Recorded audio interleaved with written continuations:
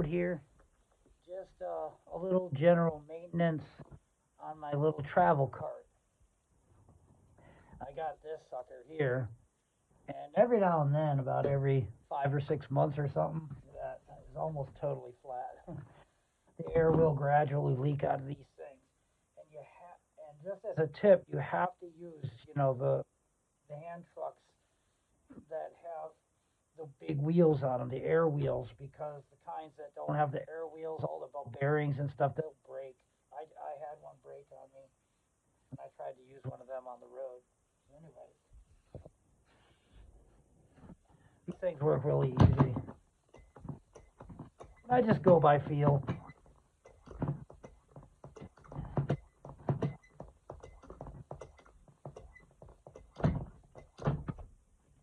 Quite. Try to get it basically even with the other one. That should be a little bit more.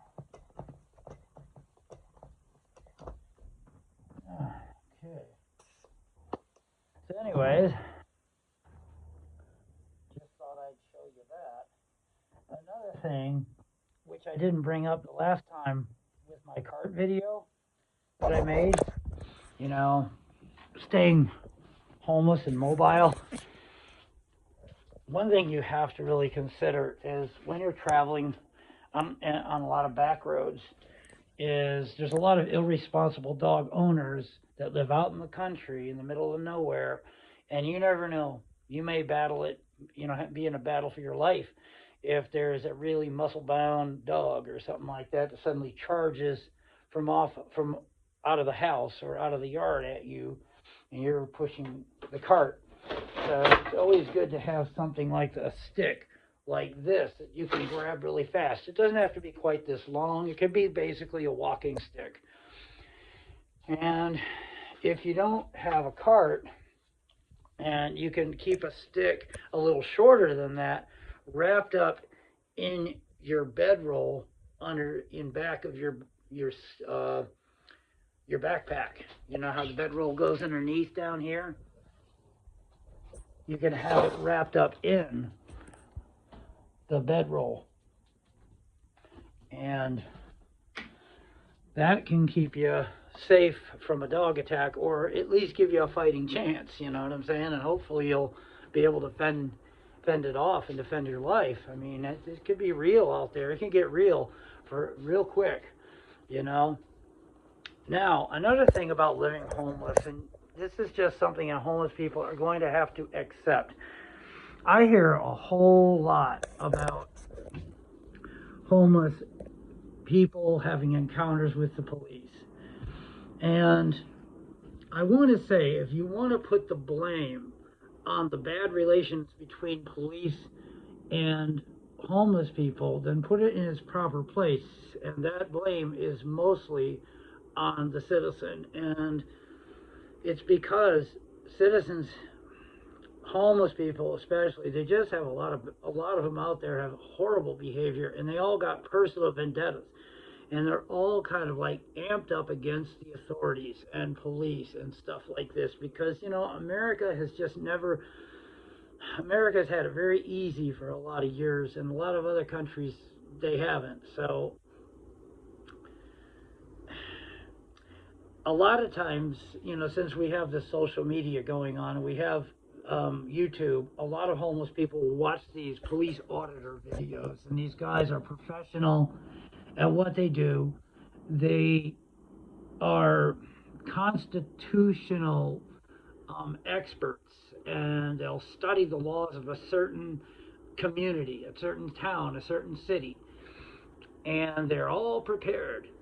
They know what they're doing, and they will bait and coax the police into a confrontation, and they'll film it. And these people are the experts, and they film it, they upload it to their videos, and it's called police auditing, constitutional auditing, and so forth. I mean, in a way, it's kind of good that there's people out there doing that. I'm not saying that police don't need to be kept in check, but I'm going to tell you something. If you're homeless, that's not your mission. Your mission as a homeless person is to be polite and sensible and to survive the encounter. Don't worry if that counter seems to get heated up. Don't be starting to act like some police auditor and trying to emulate these guys that you might see in YouTube videos. When the encounter is hot, let the encounter cool off. Be really cool. Show them your ID, even if it seems like it's infringing on your rights a little bit. Don't say, but what did I do? And turn away or anything, because all that cop wants to do is go home. And if you turn away, for all he knows, you could be reaching in your waistband really quick, and that's when you're going to go to the ground, and you may be permanently injured. Okay? And we see videos of this happening all the time.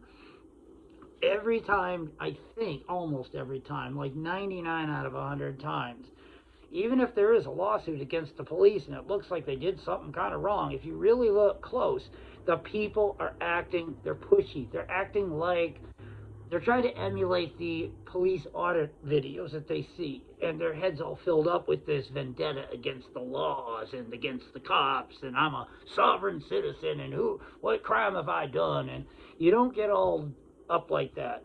Keep your heart rate low. Don't let your pulse, accelerate, and don't escalate the situation. Be cool. If you are homeless, you're kind of on unstable ground to be arguing with the police on. So just deal with it. If there is something that's going on that seems to be infringing on your rights, deal with it calmly.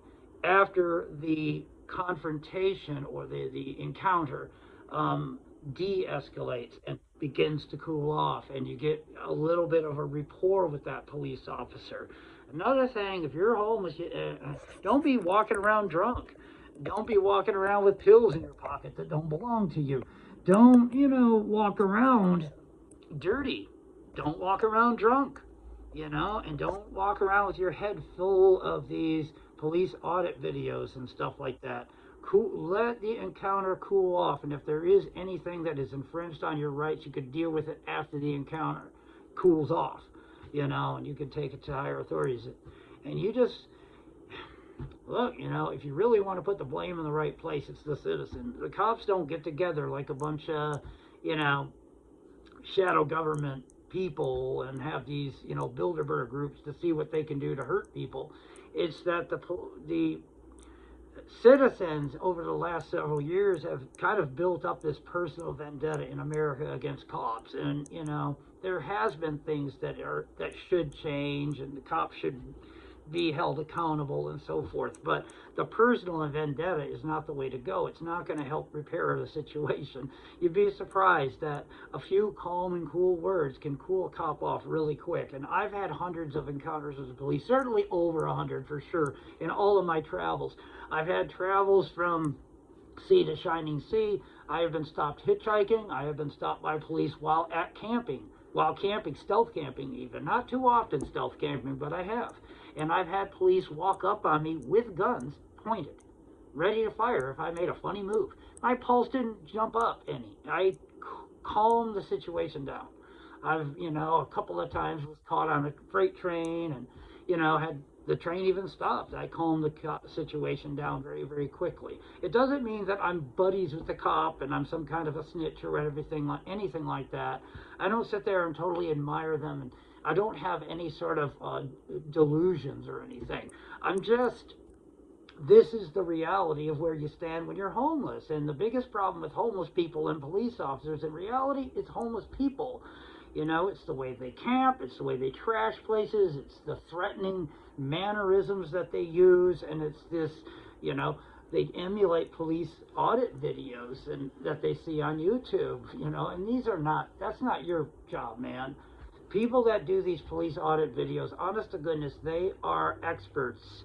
Delete laws, like that's a big popular one that you hear about, man, I mean, it's interesting sometimes. Sometimes good cops need to be, held a little accountable. There are some areas that are a little more shadowy and crooked than others, or shady, than others, and, people should go and investigate and, maybe coax a cop into a confrontation. But look, that's not your job. If you're homeless, be cool, real cool, and calm that encounter down, when it cools off, you know, then you can kind of deal with something. Get a rapport a little bit. Be very calm. Don't be smoking. Don't be running dirty. Don't be running with warrants and then trying to be dodgy and hinky. You know what I mean? And keep your camp clean and everything. And don't be a pig. And don't be surly and threatening. And don't be drunk. And don't be carrying anything that you shouldn't be carrying, you know, because you're in a very vulnerable situation.